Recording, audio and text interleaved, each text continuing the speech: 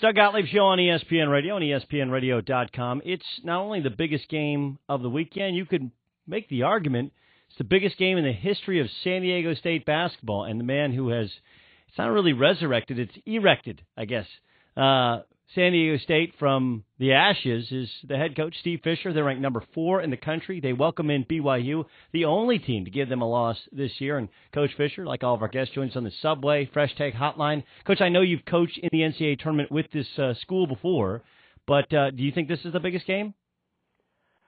I would say it's been made out to be the biggest game. The magnitude of two teams, Doug, who I do believe both have the talent. Obviously, we both have the records to not only get to the tournament, but to make a huge run in the tournament. We're both fighting for a 1/2 seed, as crazy as it sounds. So these are two really high-level basketball teams going against one another. The winner probably will win the conference championship, even though there are 2 games to go. So it's a huge game for us, and yet, the thing you said before, we played 3 times in the NCAA tournament. We're yet to win a game, so we're going to get to the tournament this year, and we need to win a game in it. But the whole town is saying that this is the biggest game in the history, so it's a major event for San Diego, which is an event city. 27-1, 12-1 in conference play, number 4 in the country. Steve Fisher, head coach of the Aztecs, joins us on ESPN Radio and ESPNRadio.com. It's interesting because, as you know, and I think people listening to the show know, my brother was fortunate to be a part of your program for 8 years, and it's really remarkable that you've been able to do this. And, this is not a flash in the pan. You guys have been able to build consistent success. You talked about the 3 other NCAA tournament berths, plus you've won the league before. You've won the conference tournament before. Why is this year different, though, in terms of, you've had good teams, you've had teams with, stars in the past. Why has this team been able to sustain success within the season and not have, some of the losses in which, the head-scratching losses that you've had maybe in the past?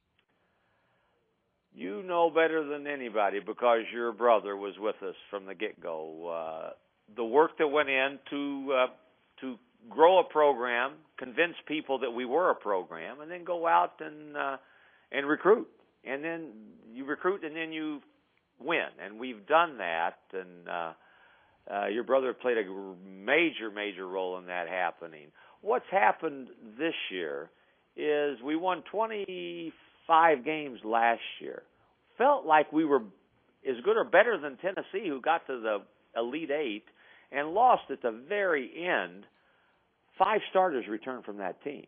So we've got experience. We've got a willingness to give up, to get.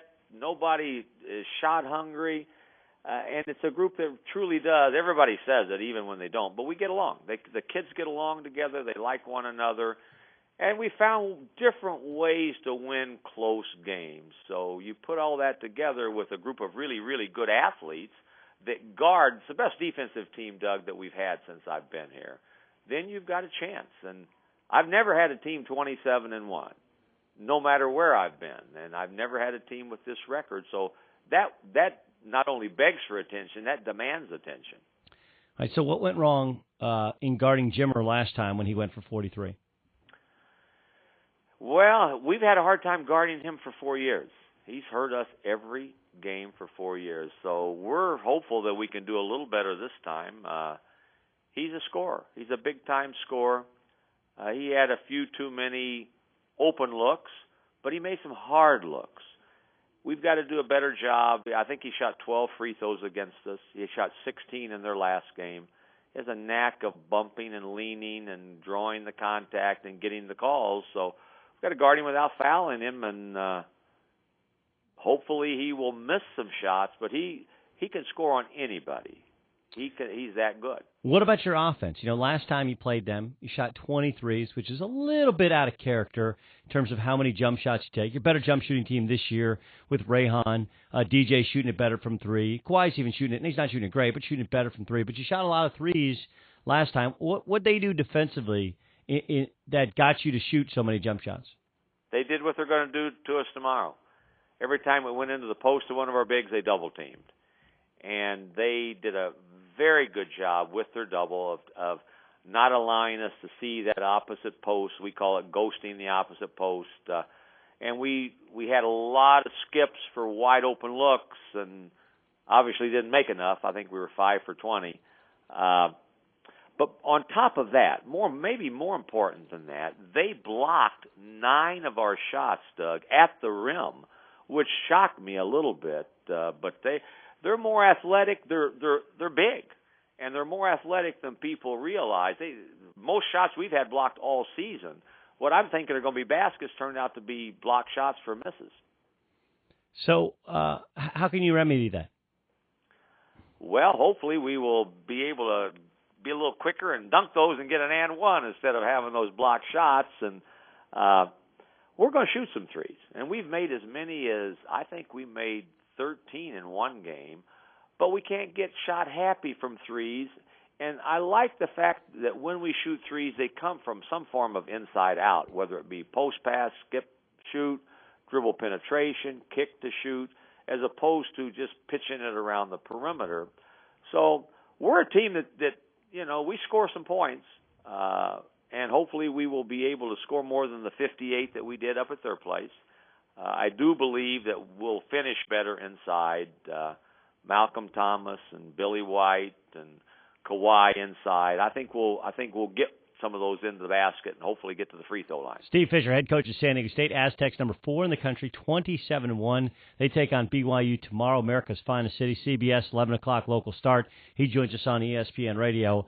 So I'm interested in how you're going to handle your team in that. I just think it's natural for the team to come out so kind of buzzed with the energy in the building that they may be trying too hard. I don't know if pressing is the term or trying to impress, but you know how it is. I mean, at the end of the day, they're still college kids. The place is going to be ridiculous. I mean, even you said it. I mean, people are saying in the city that this is the biggest game and it's an event in an event town. With that in mind, how do you keep them, at that magical level, but not exceeding that magical level so that they don't try and do too much and burn too much energy right away? That will be the sticky wicket and the trick, and we're going to have immense emotion. And we've talked about it. Don't try to go too fast. Don't try to do things too quickly. Don't push when you should just kind of ease the throttle back a little bit. It's easier said than done. It might be a rat race for the first 2 or 3 minutes. We may be throwing the ball all over the gym. I've had teams do that before. But I know that eventually we'll settle in and we'll be okay. Hopefully we'll be that way out of the gate. But you've been there. You're home, 12,414, the only team that's beaten you. You're going to come out no matter what anybody says, and you're going to think you can jump through the roof of the building. And hopefully that will wear off and not wear us out as we approach the game. You've coached a lot of great ones. Obviously, Weber, Rose, going back to the Glenn Rice when you won the national championship. Even, the Marcus Slaughters and other players you've coached at San Diego State. Give me a sense of what makes Kawhi Leonard such a special player. Doug, is what all really good players are. He is a workaholic. He's in that gym all the time when nobody's watching. He's working on his shot religiously. He's working on his ball handling. He's working when nobody's around on his game.